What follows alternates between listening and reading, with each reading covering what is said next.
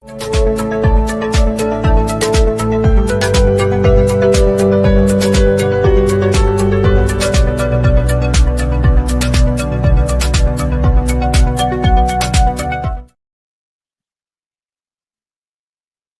welcome to Q's on the Move. I am your host tonight, Brother Paris Austin.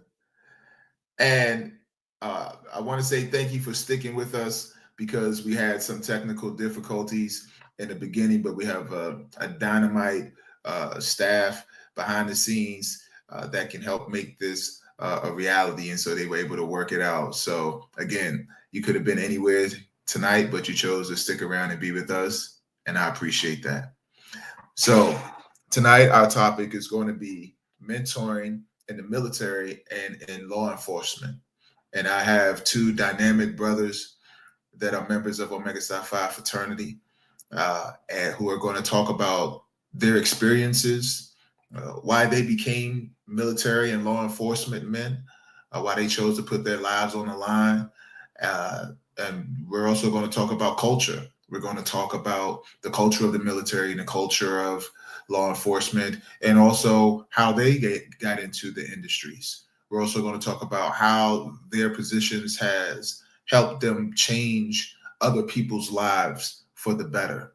So without further ado, I want to first bring up Brother Jeff Shorter. Good evening, Brother Austin. How are you today? I'm doing well, Brother Shorter. Thank you for joining us. Brother Shorter is the current chief of police. Chief of police for Baltimore City Public Schools. And he's going to be joining us today. I'm also going to bring in Brother Richard Smith, retired Army captain of the United States Army. And good evening, Brother Smith. How are you? We can't hear you. I said good evening. How's everything going over there in Maryland? Well, it's morning time over here in South Korea, the morning calm. Oh, wow. Okay. Yeah, we're doing well. We're doing good, brother. We're functioning, you know. Okay. So I want to get right into it because you brothers have very dynamic stories, and this is just going to be very conversational, back and forth. We're going to converse amongst each other, but I want to start off with a question for both of you, and I'll start with you, Brother Smith. You are a retired captain in the United States Army, living in Korea at the moment. Who and what propelled you to join the military? I want to say it's kind of like faith, all wrapped up in one with a friend, because the way I'm more like stumbled into the military because I knew nothing of the military.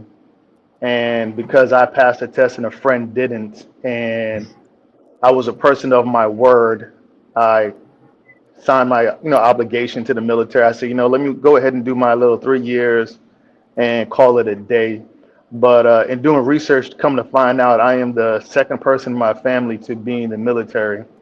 The first person is my great uncle, who was in Vietnam. It's beautiful. Well, same question for you, Brother Shorter. When I was in high school, I was in junior ROTC, so that sort of propelled my mind for the military / law enforcement. I went through boot camp when I was 17. I did the delayed entry program for the United States Navy, and that worked out pretty well. So I was my MOS, or my mission specialty, was a shore patrol, which is basically the police for the military. And that just transpired into I got my mother bought me a car for my birthday, and I got pulled over by a white police officer in West Baltimore. And he said, "You look too young, boy, to be driving this car." I'm like, "What are you talking? What's too young?" He said, "Well, don't let me catch you driving down the street no more, because you don't look like you fit in." So in my mind, I'm like, that's never going to happen to me again. And I'm going to change how police look at young black men.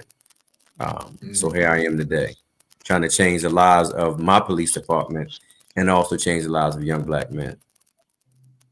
Oh man, that's a powerful testimony, Jeff. Thank you for sharing that. I think one of the things that you and Brother Smith have in common, if I'm correct, Brother Smith, correct me, you were MP as well, correct? Yes, I was, and I kind of had the same situation, just like Jeff did with the police in New York. Talk about that a little bit, because I think it's almost like a rites of passage for us, those of us who are born and raised here. Not for all of us, it's not absolute, but a lot of us have similar stories of engaging with law enforcement on some level in a negative or adversarial way. Can you talk about your experience and how that put you into the position where you are now? Oh yeah, definitely. So I want to say back in the late 1900s, because I don't want to give out my age too much, but when things were a whole lot cheaper, gas was under $1, and taking a bus was like 75 cents, going on up to $1. It was summertime, and you and your friends are hanging out, and sometimes you're hanging out kind of late, and you're like, you know what, I'm kind of hungry. And police officers, pulled up on me, asked me who you are, being that I was a young Black man.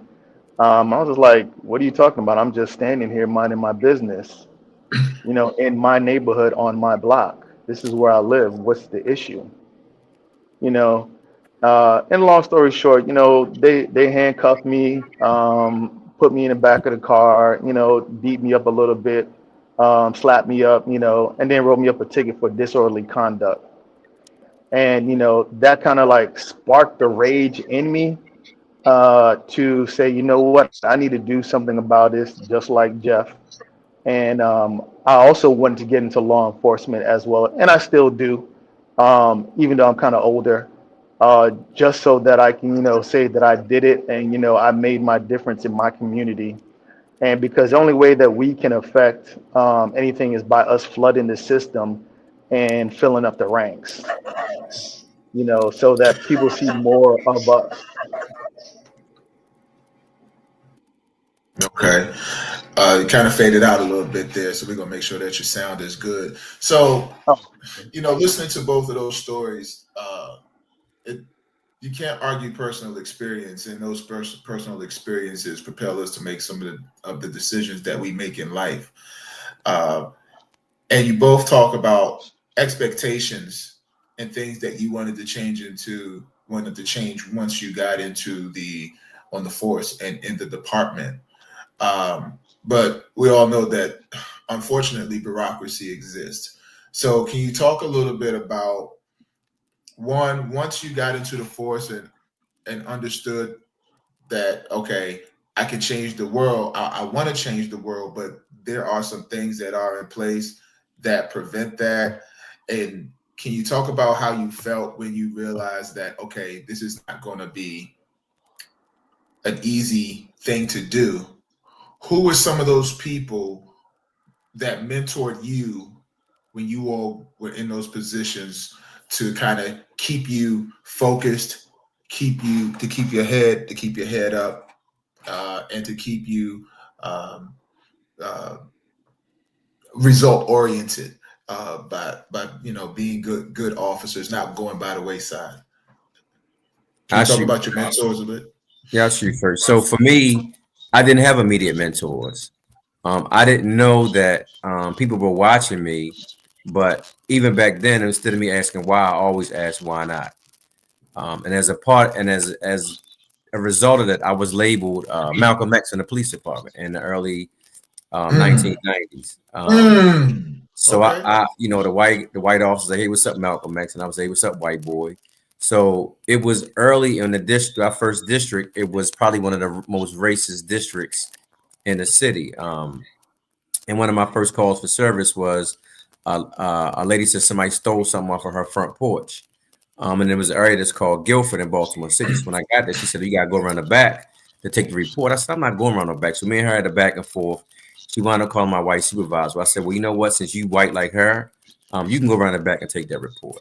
So unbeknownst to me, like I said, I had people who were watching me and pulled me to the side when they said, "We like what you see, but you have to temper that enthusiasm that you have, because it's going to wind up ruining you. But we see the promise in you, so this is how you do it. And I always learned that, it's harder to pull somebody up than it is to pull them down. And I kept those messages with me. So the mentors that I had always taught me to lift somebody up, and I've been doing it ever since. Brother Smith, what about you? And once you got into the military, what type of mentors did you have, if any, to help you matriculate through the ranks? I just want to say it's just funny that how me and Jeff, we just parallel each other just in different fields. So I want to say also that I didn't have a mentor when I came into the military. Like I said, didn't know anything about the military. Just like Jeff, I always fought against the system. And there were other young NCOs that were like, you know what, you're not like the rest of them. But I used to argue with them, fight with them, prove them wrong, debate with them, giving everybody a hard time. And they gave me a hard time as well, holding me up to a standard, always making sure that I played by the rules and everything like that. And I didn't have a problem with it, because if you want to step the game up, then I always say, then let's step the game up, because I'm very disciplined. And I also had a white supervisor who wrote me up negative counseling for like 3 years. All the things that I was doing wrong, but never said anything that I was doing right.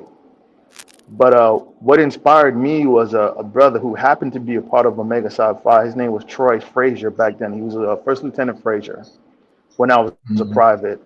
And he pulled me aside and he started talking to me because he was like one of the only black officers in the company that I ever saw. And he kind of inspired me, because he was just like, I told him I wanted to go to college, and he was just like, that's fine. He said, you can go to college, but he said, if you do, just make sure you don't go back to that neighborhood that you were at, because you're going to end up doing the same thing as your friends. Okay. And I was just like, my friends, which meant a lot to me. I'm just like, what's wrong with my friends? But when you go back to the block after leaving the military and stuff like that, you get in this perpetuating cycle of your friends are the same place where they were when you left. They didn't go anywhere, but you've grown so much, you've experienced so much, and they're still in that same place. And that's what he was trying to tell me, but I didn't catch it at first. And he also told me that I had to have a plan when I got out the military. And I didn't have a plan the first time around. All I knew is that I wanted to go to school, better myself and get an education and get out the military until I started to understand the system.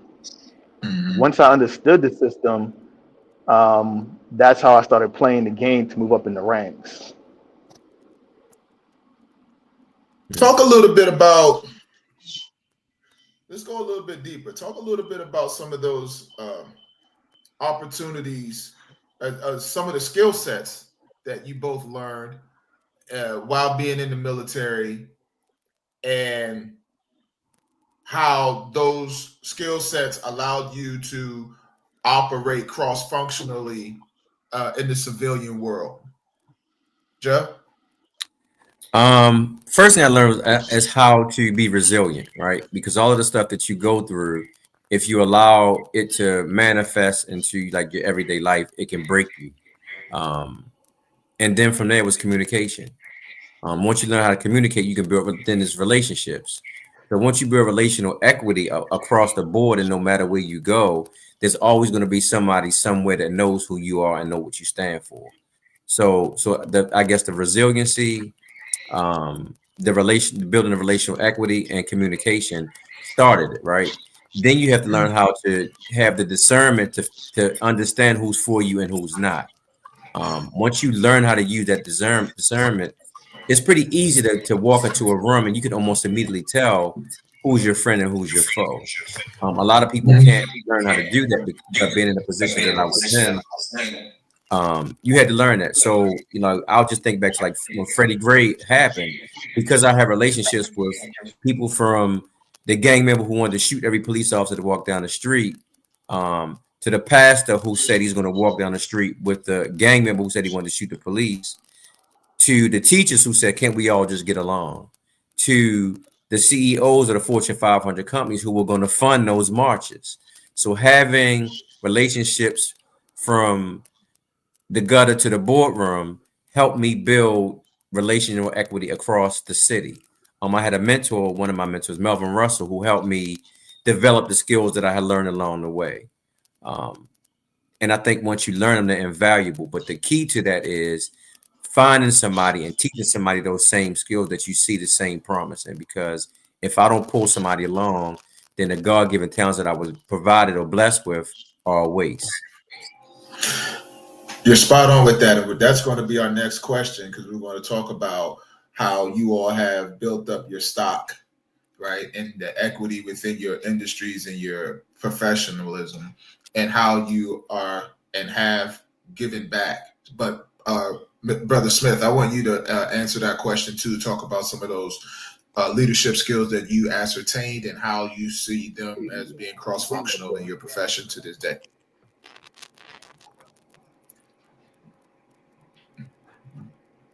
Looks like we lost Brother Smith for a minute, but we'll get him when he comes back. We'll get him to sign back in. So, you know, there he is. Okay. There you go. Right. So I'll repeat the question for you. Can you talk about the leadership skills that you were able to develop and how they were been cross-functional in your professional arena?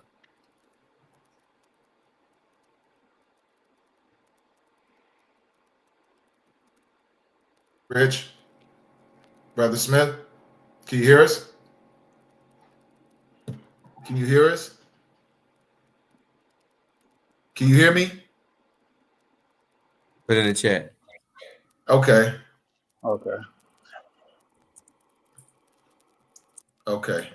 We're having some technical difficulties. We'll work that out. So Jeff, let's go back to the next question. Talk about that. You just talk about it's harder to pull someone up than it is to pull them down. I believe pull them down. Was the saying. That's a powerful thing there. Very simple but profound.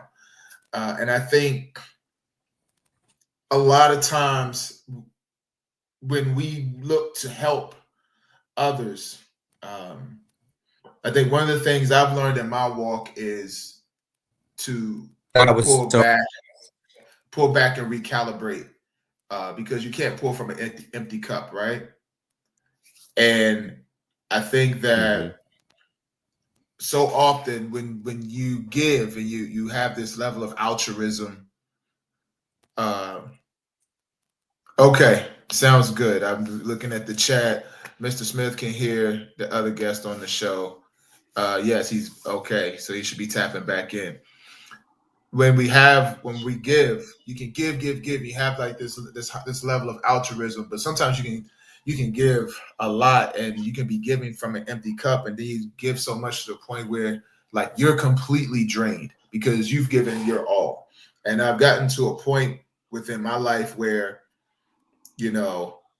I comes before you in the alphabet, right? And so I got to take care of me so I can be able to help you, but I got to make sure that I'm doing the things that are necessary that pour into me, and so that I can be able to continue to do the work. So, Brother Smith, can you hear me? Yes, I can hear you loud and clear.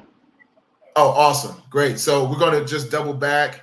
Can you talk a little bit about the skill sets that you learned in the military, in the position, the MOSs that you had, and talk about how those skill sets you learned have been able to help you in the civilian world? What cross-functional skills did you learn that have helped you to obtain sustainability since being retired? So I want to say that for me, the military honed in on my discipline that I had, as well as my resilience, and it helped me communicate as well as learn how to plan things. Of course, in the military, we like to do the 2/3 rule, which is backwards planning. So I want to say when I was in combat arms, field artillery, it honed my discipline on the things that you needed to do when you're in combat arms, you're in a field environment, when you're getting ready to go to war and things of that nature. And then when I transitioned over to military police, it honed in more of my, like Brother Jeff said, my communication skills, being out there and how to de-escalate situations and just talk to people regularly. There's no difference between me or you when we're just walking on the street, just talking. Because as a military police, when I would go out on patrol, I would just walk the beat by myself and just talk to the soldiers, have conversations with the soldiers. We can talk about anything, motorcycles, music, whatever, just to build that rapport in the community or the area that I was in. Mm-hmm. And then when I became an officer and I decided to do logistics, it made me to understand that, you had to be a jack of all trades, master at none, to learn about a lot of things, in a short amount of time. And better than most. Yes. And, still again, communicating all these different type of things, again, learning, understanding, taking the time out to learn and understand things so that people are not pulling the wool over your eyes and you're just not saying, well, you're the expert. I don't know anything. I need to know at least a little bit of something. Mm-hmm. And Awesome. that has helped me. That has helped me a lot in transitioning to being a cybersecurity analyst here, and working for the Department of the Army. Because of all of those things that I've learned, I still get up early in the morning. I still work out, just like the soldiers here, on base that I work at. And, there's some type of relatability going on, with the younger soldiers and just soldiers and officers. Right. Awesome. I'm going to take this time to bring in Brother Malik Jenkins Bey. Brother Malik Jenkins Bey is a retired Baltimore City police officer as well. How you doing, Brother Jenkins Bey? I'm good, brother. Can you hear me? Yes. Yes, we can hear you. Awesome. Awesome. So, can I ask a quick question, Pete? Can I ask a quick question? Yes. Hey, JB, what you got? A parachute behind you? So I actually do this professionally, and this is my green screen, which is not enough. It's supposed to have my whole Omega side, I thought who's ready to fly in this chair.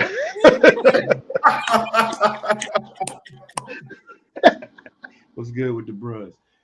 And right, I was just like, I was looking at it, but then I didn't really pay attention to it until you said something, and then it started moving with him. Connected to it. Yeah. Another conversation, we'll talk about green, but let's keep going. No, absolutely, man. No, thanks for joining us. It's good to meet you, brother. And thanks for inviting me in, brother. Shorter is always good, and it's a pleasure just listening backstage to you, gentlemen, and to see how I actually fit somewhere in a nexus between Brother Smith. I too am a retired captain of military police. Yeah, awesome. Yes, I would be. Thank you for correcting that, brother. Put some respect on these gentlemen's name, everyone. So, Brother Jenkins Bey, we're talking about the ebbs and flows of the military and the law enforcement, as all of you gentlemen are. The question I want to pose to you is, what were some of the core values that you learned in the military and in law enforcement that have reflected your daily operations and your daily life? So in the Army most recently had an acronym: leadership, loyalty, duty, respect, selfless service, honor, integrity, personal courage. And I believe that those values that they speak for themselves, much like other values that we have in other organizations. But I try to live those day by day, and also, like just every other thing that ever came into my life. When it came to loyalty, not to run down them all, but when it came to being loyal, it wasn't just to myself or to the service, but for me as a leader, it was being loyal to the men and women that I was given a blessing to be in charge of, to command at time. So that was one. When it came to honestly, like personal courage. You know, sometimes it takes great personal courage to put yourself out there and realize when sometimes you got to make the tough decisions. And those tough decisions, they may not be popular ones. As a matter of fact, the tough and often the right decision is not going to be popular. So, you know, being able to stand on my own and realize that, you know, I'm not going to be loved or liked through everything, but, you know, it's the right thing to do. I think that's something that's noble, brother. That is noble. I pose the same questions to you, Brother Smith and Brother Shorter. What are some of the core values that you've learned in the military and in law enforcement that have a strong reflection in your daily life? Brother Smith? I want to say for me, I was kind of living most of those values growing up in New York, because when you're on a block, it's just you and your friends. You know, you have to be loyal to them. You know, you have to be willing to have their back. And if they're wrong, hey man, you know, you fucked up. You're wrong for what you did. You know, the discipline, the integrity, you know, it exudes from you. It's something that you can't fight. You know what I'm saying? Because people trusted me, and my friends trusted me more because they were like, you know what, Richard, we know you're going to always do the right thing regardless of whatever everybody else is doing. You know, we trust you more than everybody else.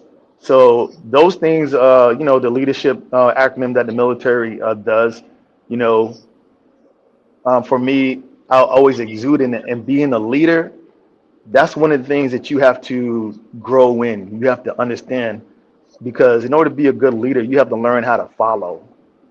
You know, understand what your subordinates are going through.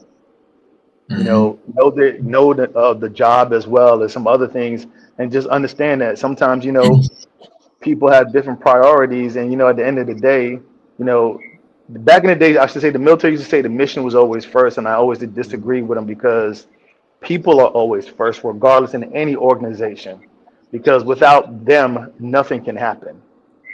You know, and regardless of if you need to take care of your family business, my thing was, go ahead, take care of it.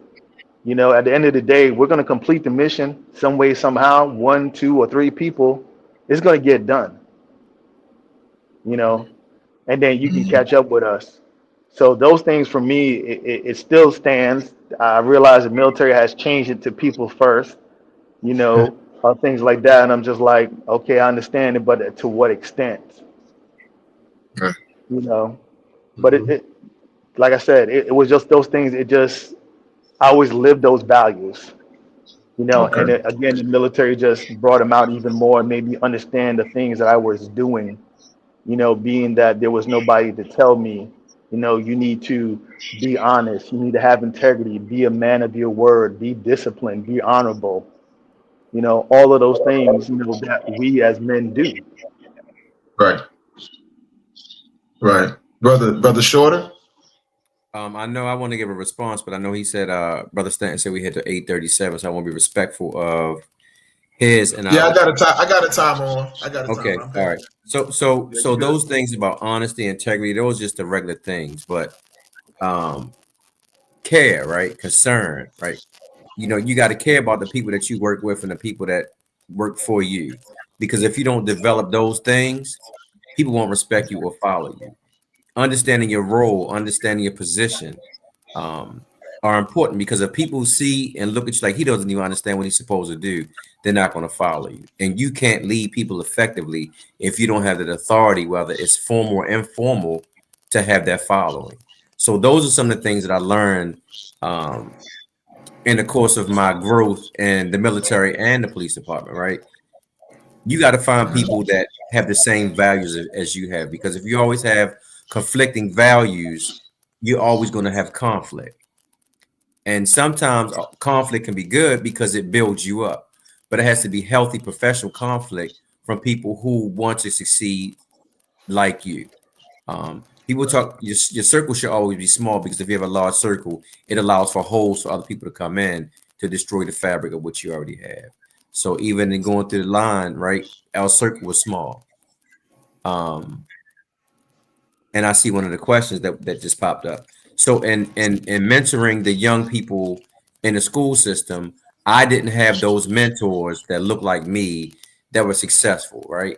I had people who said follow me, but gave me no real vision of why I was following them. Gave me no substance of what did they do to make them successful. Besides the dudes that I grew up that hustle, I took my shots at hustling, but some things happened along the way where my life flashed before me. I realized this ain't for me. So I dip. Sometimes people who realize the potential that I had said, you know what, you good, don't even worry about it. That pack or whatever's that pack, but I need you to be in some place where I may need you later, and right now I can use you for this, but later I may need you for something. So I ran into people who I've helped along the way who've come home like from prison, returning citizens. Can you get me a job, Doug? Remember when I looked out for you? I got you. So it's stuff like that. Paying it forward that they did, it taught me to pay it forward now. Right. And so I'll say I remember there was a point in time briefly when I was younger. I thought, I live by the adage, black man has no place in the white man's Jim Crow army, right? And so I lived by that for a long time. But what I realized is as I got older and reality set in, I ended up having children and started looking at options to create sustainability. The military became a real option, and it always was an option to an extent because I have many family members in the military, especially my middle brother who is a Marine actually. And so the thing I want to ask all three of you gentlemen, we actually got some extended time, so just thank you to the production crew for that. We got about 3 minutes.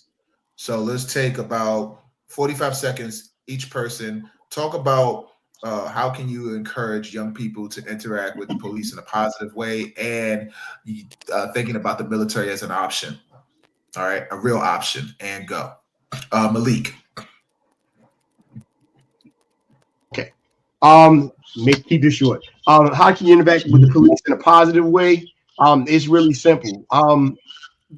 Keep in mind that they're regular people. They're just human beings, and talk to them like they're people, right? Talk to them with the same respect you would. If you don't call your mom ma'am or your dad sir, don't call them that, right? But if you don't, at the same time, though, if you curse and yell at your mom or dad, you might not want to do that with a police officer. You might want to avoid them that day.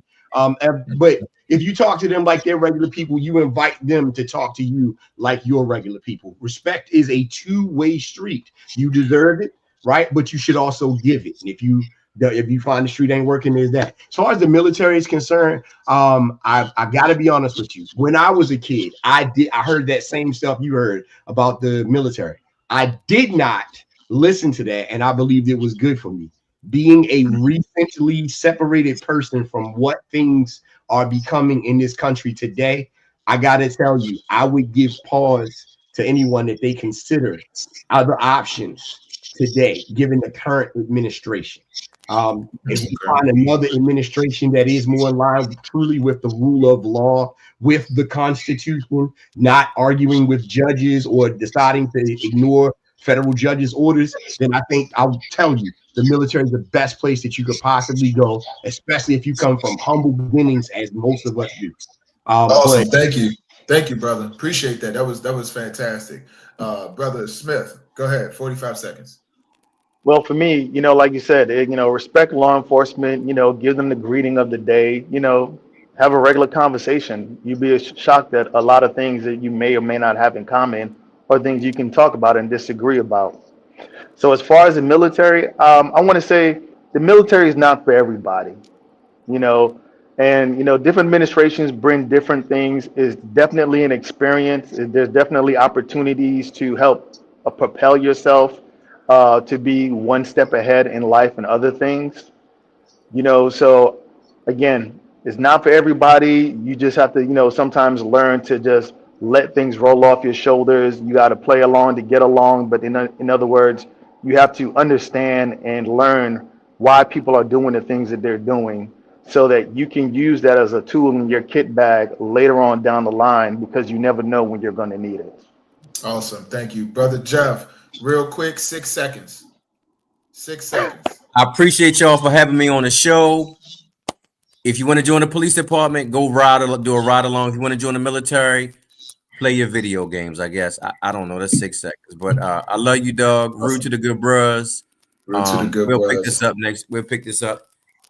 All right. Next And time. thank you again, everyone. Thank you for the brothers who shout out to the 13th D and the 2nd D for this collaboration tonight. And another episode of Q's on the Move. We'll see you again next week. Rude to the bros. Rude to the good bros. All right. I